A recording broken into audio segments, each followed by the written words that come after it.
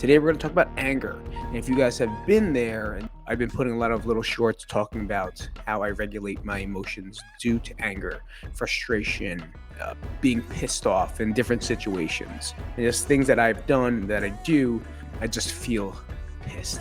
I feel angry, whether it's in the car, someone cuts me off, someone tells me no. It's something that I don't want to really accept, right? There's a lot of things that happen that make us angry, and this is just one of the things. And there's a lot of different things that we can do to downgrade and feel better, but we don't do it, mainly because we don't know, right? Mainly because we don't understand why. And a lot of our, you can say, negative emotions, anger is a negative emotion, like guilt. I don't know the other ones. Is sadness a negative emotion? I guess so. And anger is a negative emotion, right? And a lot of times people like myself are hardwired to that emotion, where that emotion is so strong and I'm so used to going there so fast that now my body is hardwired to hit that emotion. For instance, do you ever get into a car and you're on the highway and this person, you're in line in traffic the entire time, right? Going straight down, following the traffic. You're in there for half an hour and this motherfucker comes over into the left and tries to sneak their way into your spot, trying to sneak into this little space that you are trying to not let him into.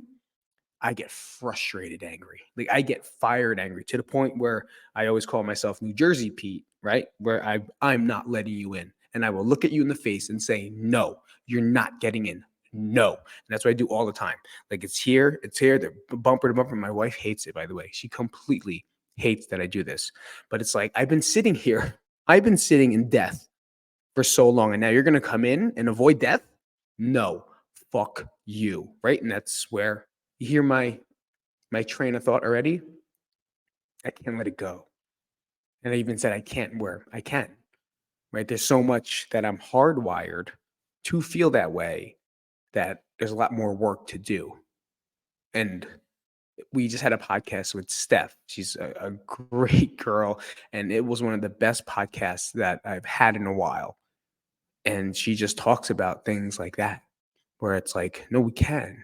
We just have to choose to create that positive outcome, but it's also forever, right? It's a lifestyle. And she even quoted, just like when Pete used to tell me that dieting, I can't just get on a diet. I have to change something in my life to create a lifestyle change. And that's what this is. That's what these things are.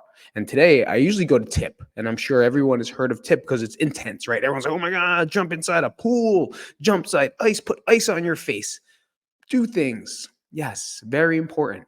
But that's a different type. That's distress tolerance, right? That's something that's pretty high. Now we got to bring it down to a more regulatory level. Now, what if I'm in my car and I don't have ice? What am I going to do? Putting water in my face is not going to work at that point. There's got to be other things. And so I asked my therapist this. I was like, what do I do at this point? And she guided me into emotional regulation, where I'm about to get to that boiling point, but I got to bring it down. And again, I made a video on it where I do some self-soothe stuff that might be a little bit different. Maybe I think that's mindfulness that we can go into.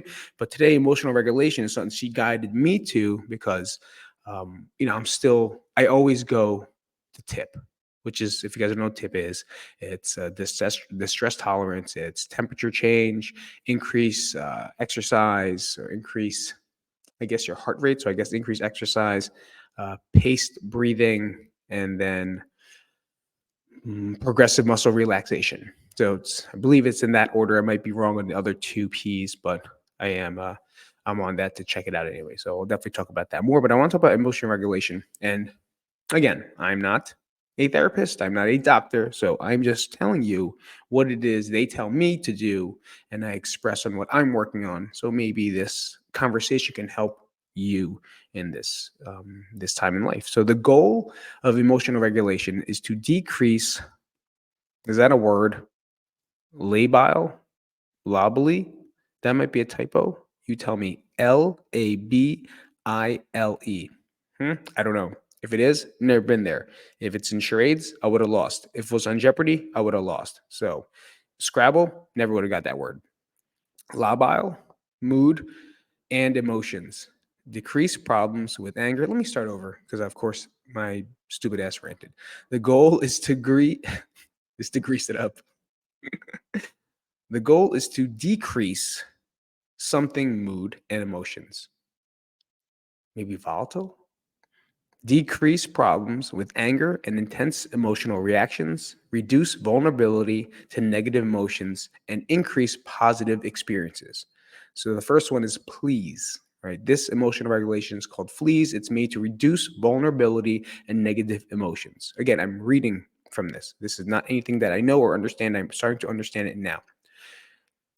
Please is treat the physical illness. Physical, that's the P. So it's an acronym, please. Um, illness, PL, treat the physical illness, balanced eating, avoid mood altering drugs or alcohol, balance sleep, which is going to be my next podcast for sure. We're going to talk about how sleep is the most important thing you need, and balanced exercise. So please treat physical illnesses, balanced eating, avoid mood altering drugs or alcohol, balanced sleep, and balanced exercise. If you notice, all those things is lifestyle. Everything inside there is a lifestyle change, and it's having balance in between. Like for me, I would have a unbalance there because oh, I would use mood altering drugs to cope. I would not sleep. I would have an over a consumption of exercise, and I would not treat my physical illness, and then I would mood eat and or starve myself and or diet or do something restrictive, right? I was completely all over the place, and I'd never had that part in line. The second one is build mastery. Do things that make you feel competent, self-confident, in control, and capable of mastering things. So she told me here is to make sure I do things where I feel like doing this podcast. Doing this podcast is great for me because it makes me feel confident. It makes me feel competent. It makes me feel like I'm doing something in this world to give back. And that's very important to me, right? Doing things to feel confident for myself, but at the same time, hopefully help someone else feel more confident. So that's why she really does like this avenue that I'm doing, because as long as I say that I'm not a doctor or a therapist, or otherwise she fucking hates me. And then I'm really starting to build that mastery for myself. Okay. Number three is build positive experiences. We talked about this with Steph, building positive experiences. And she talked about so many different positive experiences that I did not think would count as them.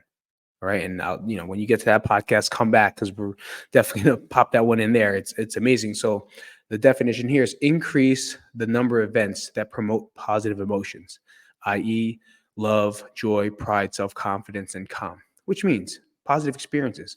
Get outside with a friend, do something fun. Even though your anxiety might say no, get out there with someone that you trust, that you know you're going to have a good time with, that you know you can vent to, but not make it a negative experience. Because you do know there's times where it's like, hey, let's go to a party, let's go out drinking. Is that really a positive experience? Because it may feel positive when we go out and drinking in the club or go out drinking at the bar. It's positive and fun, but then there's a lot of regret. There's a lot of no feeling good the next day. So was that really a positive experience? No, it wasn't. Sure, the conversations might have been great if you actually remembered it, but at the same time, the next day, it does not help feeling like shit and or a little bit more dehydrated and trying to now recover from a so-called positive experience. Trust me, I've done it a lot. I've done it a lot, trying to make that sort of thing a positive experience. Maybe taking a yoga class. What I've learned now is that being in the gym and helping people work out, it's a positive experience for them, right? Going out and going to a class or doing something that you said you were going to do is completely something that is positive. It's something that makes them calm. It's something that gives them self-confidence. So taking a class, doing something active, doing something that you said you were going to do, whether it's a walk or a run or a hike or a ruck, whatever it is, get out there and do it, because you could check it off as something positive. The fourth one is opposite to emotion action. So opposite to emotion. Every emotion has behaviors commonly associated with it. When dealing with a tough emotion, try to do the opposite action. For example, approach rather than avoid, and connect rather than disconnect. This is what I do inside my car, right? Because I will sit in my car picking up the kids, and I made a lot of shorts on this. I've been making shorts on this one more recently because I would sit in my car and think about half the things and scenarios that are going to happen outside waiting for my kids to come out of school. Like completely out of the wall. Like, is this really they're gonna talk to me. Someone doesn't like my shoes. Someone's gonna make fun of my Crocs. Someone doesn't like my socks and my outfit. Someone's gonna talk shit about me. Oh, that's the guy from the PTA. He even makes terrible videos. Oh, he's gonna try to make me join the PTA. Who is this guy? Like these are the things that I think people are saying about me, and they may. And they may, but we have to do our best to get out there and disconnect that normal hardwiring of what it is we're thinking. Because I'm thinking all these things and I have these things in my thought, and to me, they're completely going to be real. And they might get out there and they may validate it, but it doesn't mean it's bad.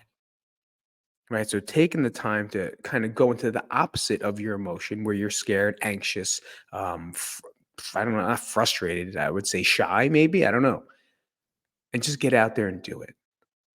Someone may give you a call, like, "Hey, do you want to hang out?" And you're like, "Yeah, I'll hang out." And then the time comes, you're like, "Fuck, I don't want to hang out. I don't want to do this. I just want to stay home and be comfortable and watch Netflix and just chill out and have a glass of wine." Get out. It doesn't mean you have to go to the bar. Maybe they just want to go grab a cup of coffee or go for a walk. Maybe you can suggest doing something different. You can also suggest the things to do. Maybe go for a hike instead of a drink without smoking pot during the hike. I don't know, but that's your call. That's your call. I'm just trying to give you options here because a lot of times when we think about going out, we're going out to dinner, we're going out for a drink, and that's it. No one ever says, "Hey, do you want to go out and go for a hike? Hey, do you want to strap a backpack on, put some bricks in there, and let's go for a walk and talk?" No, because not. It's like not. It's not a societal, um, whatever. But if you just meet and talk and just get out there and do something fun while moving, mobility is key. So keep it moving and be mobile, and I'm sure it's going to help regulate that emotion. All right. The last one is something I do a lot, especially when I'm in places of self harm. Right. I'll have to do one first and then get to this one after. But if I could catch it beforehand, then I'll do this one, which is urge surfing or riding the wave. They would say emotions and impulses come and go like waves. Try to tolerate the wave of the emotion or the impulse urge until it passes. So what it is when I'm having anxiety or even so much a panic attack that's about to come, it's coming. Right. And the worst thing that we can do is be like, "It's not happening. It's not happening. It's not happening. It's not happening. No way. No anxiety. I can't get anxiety now. No way. I'm not going to have a panic attack. I won't have a panic attack. I won't have a panic attack. Not now. Not now." That's kind of what you do. Right. It's going to wave. It's going to hit a peak and it's going to come down. Right. I'm not sure how long that is for you. But we got to use those things where we can use mindfulness, where we can use some of these emotional regulations to bring that down. Right? Think about things, observe the moment, stay in your breath, hang on out, stay in it. It's happening. Allow it to happen. Don't fight it. Accept the fact that the emotion is happening. You are having anxiety. You may have an anxiety attack. Wait for it. Ride it out. So that's called urge surfing. Urge surfing. For me, whenever I get frustrated, I don't know what to do. I want to hurt people. I want to hurt myself. Right, because I would feel guilty if I hurt someone else. So I'd rather just me take the pain, and I'll ride the wave. And it's hard, man. Like when it's like a really intense wave, it's up.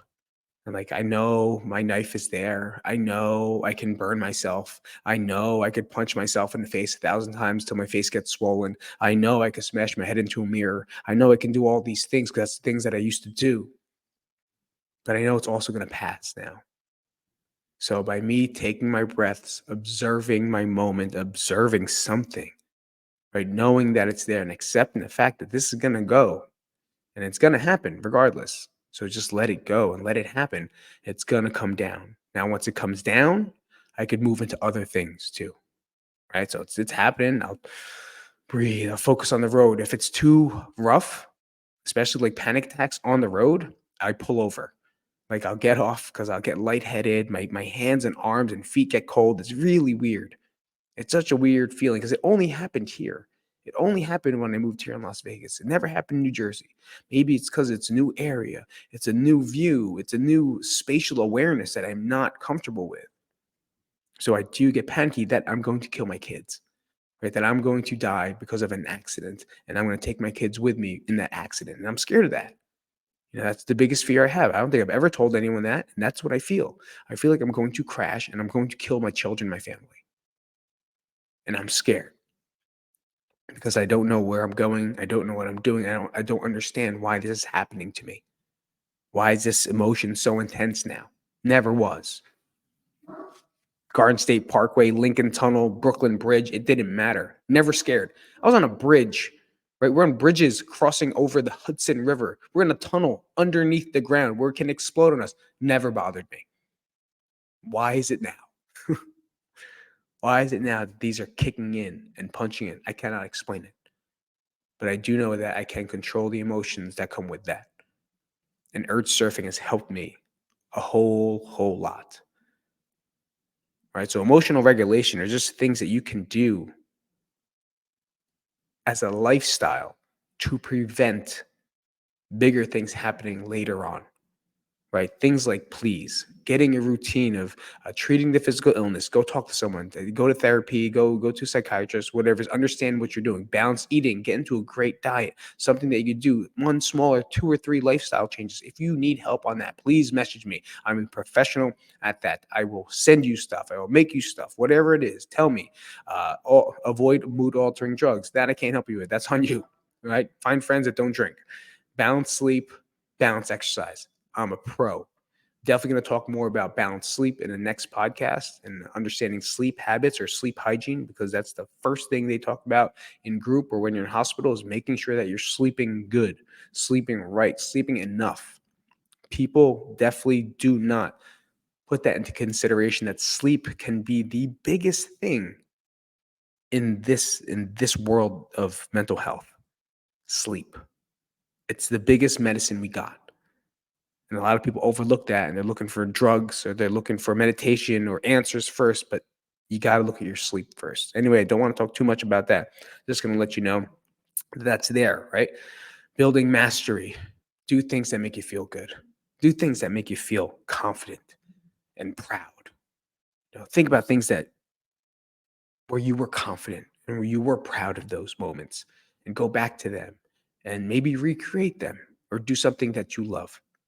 For me, training was always something I loved. It's always something that I cared for. It's always something that was a part of me. It's always something I was really good at. And I took it away for a long time because it hurt me. Right? I got hurt emotionally and physically. But it's great to be back. It's great to be back on the floor, talking to people, screaming, making them laugh, maybe. I don't know. It's a new tough crowd these days over here. I'm not used to Pete's humor yet, trying to control my potty mouth.